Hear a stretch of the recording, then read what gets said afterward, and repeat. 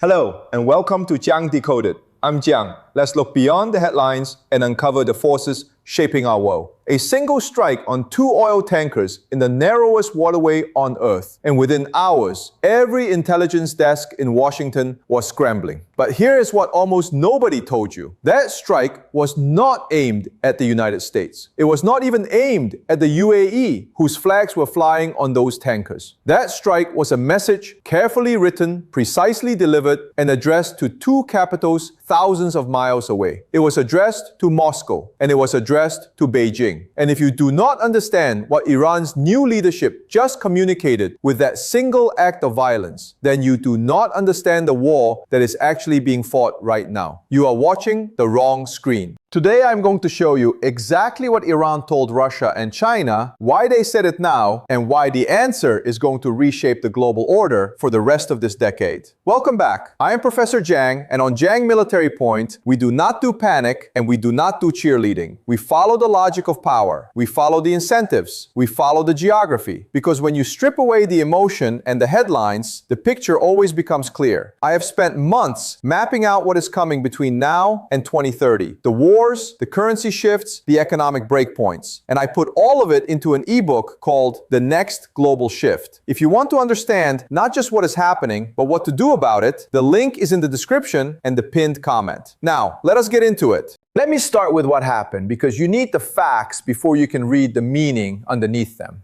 On the 13th of July, Iranian forces struck 2 tankers flying the flag of the United Arab Emirates inside the Strait of Hormuz. Within hours, President Trump announced that the United States was resuming a full blockade of Iranian ports. This came days after the ceasefire that Trump himself had declared was, in his words, no longer in effect. It came after a 3rd round of American strikes that hit roughly 140 targets across Iran. And it came after Iran had already hit a ship in that same strait just days before. So on the surface, the story writes itself. Iran is lashing out. Iran is escalating. Iran is desperate. That is what the anchors will tell you tonight. And that reading is not just shallow. It is dangerously wrong. Because here is the question nobody in the mainstream is asking. Why those tankers? Iran has the ability to strike a lot of targets. It has coastal missile batteries, it has drone swarms, it has fast attack boats, it has naval mines.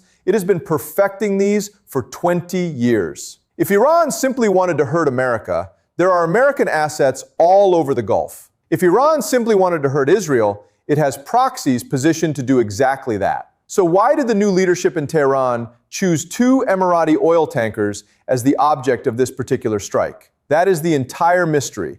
And once you answer it, everything else falls into place. To understand the answer, you first have to understand who is actually making decisions in Iran right now. Because the man who used to make them is gone. The supreme leader is dead, and Iran has spent the last weeks in a quiet, ruthless internal contest over who inherits that authority. I've covered this on the channel before, but here is what matters for today. The faction that has come out on top is not the faction of the pragmatists. It is not the technocrats who want to reopen negotiations, ease sanctions, and rebuild the economy. The faction that is now steering Iran is the hardline core of the Revolutionary Guard. The men who see this war not as a catastrophe to be survived, but as an opportunity to be seized. And that difference in leadership changes everything about how you read that tanker strike. Because a pragmatist government does not attack Emirati ships. A pragmatist government protects its relationship with the Gulf, keeps oil flowing, and tries to peel the Arab states away from Washington through diplomacy. But this new leadership did the opposite.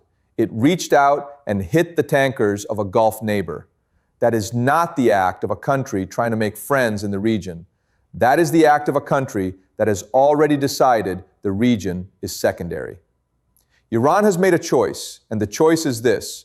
The future is not West, and it is not the Gulf. The future is North and East. The future is Russia and China. And the tanker strike was how Tehran told them so. Let me explain the geography, because geography is where the truth always lives. Look at a map of the Strait of Hormuz. It is a narrow bend of water about 33 kilometers across at its tightest point, with Iran on the northern shore and the Arabian Peninsula on the southern shore. Through that gap flows roughly a fifth of all the oil consumed on the planet every single day. Now here is the part the headlines skip. Where does that oil go? A huge share of it does not go to Europe, and it does not go to America. It goes east. China pulls a massive percentage of its imported crude through that strait. India depends on it. Japan and South Korea would be paralyzed without it. So the Strait of Hormuz is not primarily an American lifeline. It is an Asian lifeline. It is the artery that feeds the industrial heart of the countries Iran is now trying to court. So think about what it means when Iran strikes tankers in that exact choke point. On one level, it is a threat. It says to the whole world, we can close this. We can turn off the tap. But the real audience for that message is not the United States, which produces most of its own energy. The real audience is Beijing and Moscow. And the message is far more sophisticated than a simple threat. Iran is not saying to China, we will hurt you. Iran is saying to China, look how much power we hold over your survival. Look what we control. And then, and this is the crucial part, Iran is saying, and we have not used it against you. We are choosing to protect you. That is not a threat. That is a sales pitch.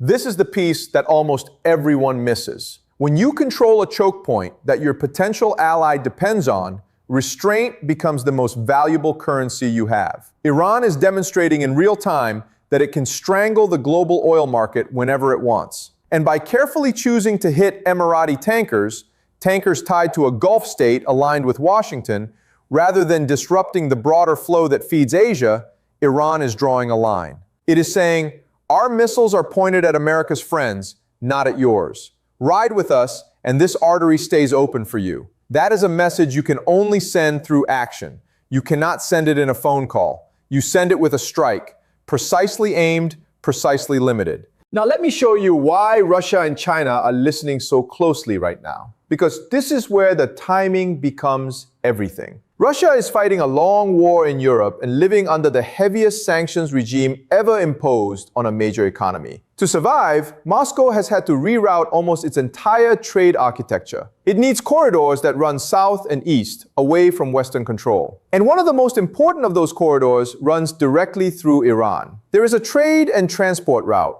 a network of rail and road and port connections that links Russia down through Iran to the warm water ports of the south, giving Moscow a path to global markets that no Western navy can easily cut. Iran is not just a partner in that corridor. Iran is the keystone. Without Iran, the corridor collapses. So when Iran demonstrates that it can survive an American bombing campaign and still control the Gulf, it is telling Moscow, your southern lifeline is intact, and it is in strong hands. China's calculation is different, but it points in the same direction. China's entire strategy for the coming decades depends on securing energy and securing trade routes that do not run through waters the American Navy dominates. Beijing has poured enormous investment into building overland and maritime connections across Asia, precisely so that it is not forever hostage to choke points it cannot defend. And Iran sits at the western hinge of that whole design. A stable, defiant, capable Iran that can keep the oil flowing east and keep American forces tied down in the Gulf is worth an enormous amount to Beijing. An Iran that collapses, or an Iran that caves to Washington and reopens to Western influence, would be a strategic disaster for China. So Beijing is watching that tanker strike and reading it exactly the way Tehran wants it read. It is reading it as proof that Iran is not folding. It is proof that Iran is still standing, still striking, still in control of the water. Here is the deeper logic, and I want you to sit with this, because it is the heart of the whole thing. Iran cannot win a conventional war against the United States. The new leadership in Tehran knows this better than anyone. America has more aircraft, more precision weapons, more surveillance, more of everything that wins a straight fight. So Iran is not trying to win a straight fight. Iran is playing a completely different game. Iran is trying to prove that it is indispensable to the two powers who are already in a long confrontation with the United States. Iran's survival strategy is not military victory. It is strategic value. If Iran can make itself the essential partner of Russia and China, the piece that both of them need to complete their own plans, then Iran does not have to defeat America. It just has to become too useful to Moscow and Beijing to be allowed to fall. And that reframes the entire war. The bombing you are watching, the strikes on the 140 targets, the blockade of Iranian ports, all of that is America trying to break Iran before Iran finishes cementing itself as the indispensable node in the anti-Western bloc. And the tanker strike is Iran's answer. It is Iran saying to Washington, you can bomb me, but every time you do, you push me further into the arms of the two countries you fear most. And it is Iran saying to Moscow and Beijing, watch how I endure. Watch how I hold the strait. Watch how I choose to keep your oil flowing while I punish your enemies. That is not the behavior of a regime in its death throes. That is the behavior of a regime auditioning for a permanent seat at a new table. Now let me address the obvious objection, because a sharp viewer is already thinking it. If Iran wants to be China's essential energy partner, why would it strike tankers in the very strait that China depends on? Is that not self-defeating? And this is exactly where the precision matters. Iran did not close the strait. Iran did not sink a Chinese tanker or an Indian one. Iran hit ships tied to a Gulf rival that stands on the American side of this fight. The disruption was calibrated. It was loud enough to spike the oil price, loud enough to remind everyone who controls the tap, but targeted enough to signal exactly who is being punished and who is being protected. That distinction is the entire message. A country that just wanted chaos would have hit indiscriminately. A country sending a strategic signal hits with surgical selectivity. And the selectivity here was the point. Look at what happened to oil the moment that strike landed. Prices climbed, crude pushed higher, and every economy that imports energy felt the tremor. Now think about who profits from higher oil prices. Russia profits. Russia is one of the largest oil exporters on the planet, and higher prices pour money directly into the treasury that funds its war. So when Iran strikes a tanker and the price jumps, Iran is not just sending Moscow a political signal. It is putting cash in Moscow's pocket. That is a favor with a dollar value attached. And favors like that build alliances faster than any treaty ever signed. Iran is showing Russia in the clearest possible terms that our actions make you richer. Our defiance funds your survival. We are on the same side of the ledger. This is why I keep telling you that the Middle East conflict is no longer really about the Middle East. It has become the front line of a much larger contest. The contest between the American-led order that has run the world for decades and the emerging bloc that wants to replace it. Iran has made its choice about which side of that contest it belongs on. And the new leadership is signing its name to that choice, not with words, not with diplomacy, but with strikes in the water. Every tanker Iran hits is another sentence in a letter to Moscow and Beijing that reads, "We are with you, we are useful to you, and we will not break." Now let me tell you what to watch for next, because the logic of this points to some very specific things. The first thing to watch is whether Russia and China begin to respond in ways that are more than rhetorical. So far, both have offered Iran diplomatic cover, statements of concern, calls for restraint aimed at Washington. But the real test is material support. Watch for movement of components, of technology, of the pieces that harden Iran's defenses and extend its reach. If Iran's audition is working, you will see the payoff arrive quietly in shipments and cooperation agreements, not in press conferences. And you will see it arrive along exactly the corridors we talked about. The routes that run north through Iran and east across Asia. The routes that no Western Navy patrols. The second thing to watch is the American response to the response. Trump has already reinstated the blockade of Iranian ports. But a blockade is a blunt instrument, and it carries a hidden risk that I do not think has been fully priced in. A blockade of Iranian ports does not just squeeze Iran, it squeezes the customers who buy Iranian oil. And the biggest customer of Iranian oil is China. So the American blockade is not only a move against Tehran, it is, whether Washington intends it or not, a move that touches Beijing directly. And that is how regional wars become global ones. Not through a single dramatic decision, but through a chain of pressures where squeezing one country automatically squeezes another until the powers that were standing on the sidelines find themselves pulled onto the field. The third thing to watch is the Gulf, because the Gulf states are the ones caught in the middle of all of this, and the tanker strike was aimed at them too, in a different register. Saudi Arabia and the UAE built their entire modern existence on one assumption, that the United States would guarantee their security and keep the region stable enough for their economies to flourish.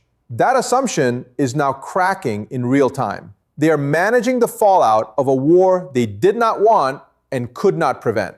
And they are quietly asking themselves a question that would have been unthinkable a few years ago. If the American umbrella cannot keep our tankers safe, do we need to start making our own arrangements? Do we need to hedge? Do we need to talk to the very powers America is trying to isolate? Every tanker Iran strikes accelerates that question in the minds of the Gulf leadership. And that too is part of the message. Iran is showing the Gulf that American protection has limits. And it is showing Russia and China that the Gulf's loyalty to Washington is no longer guaranteed. One strike and it speaks to three audiences at once. That is not desperation, that is design. So let me pull it all together, because I want you to walk away seeing the whole board and not just the last piece that moved. Iran lost its supreme leader and came out of that internal struggle with a hardline leadership that has decided its future lies with Russia and China, not with the West and not with the Gulf.